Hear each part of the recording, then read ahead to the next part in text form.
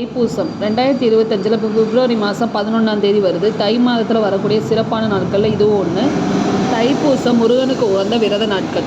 48 நாள் விரதம், 21 நாள் விரதம் இருக்கலாம். இல்லை என்னால் இவ்வளோ நாள் இருக்க முடியாதுன்றவங்க 11 நாள் விரதம் இருக்கலாம். பிப்ரவரி 1ஆம் தேதியில் ஸ்டார்ட் பண்ணால் கரெக்டாக 11ஆம் தேதி வரை 11 நாள் விரதம் முடியும். காலை அதாவது விரதம் இருக்கிறப்போ காலை மாலை சாப்பாடு சாப்பிட்றத விட பால் பழம் எடுத்துக்கிறது நல்லது. 3 நேரம் சாப்பிடக்கூடாது. 2 நேரம் பால் பழம் எடுத்துக்கலாம். இல்லை எனக்கு உடம்பு சரியில்லைன்றவங்க சாப்பாடு சாப்பிட்லாம்.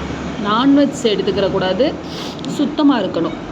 அதாவது முருகனுக்கு வெற்றிலை தீபம் டெய்லி காலையில் மாலை 2 நேரம் வெற்றிலை தீபம் ஏற்றுறது ரொம்ப நல்லது. நான்வெஜ் சாப்பிடவே கூடாது. மறந்து கூட நான்வெஜ் எடுத்துக்கிறாதீங்க. இந்த விரதம் இருக்கிறப்ப ஓம் சரவண பவன் அப்படின்னு தினமும் நோட்டில் எழுதி வர்றது முருகனுக்கு ரொம்ப நல்லது.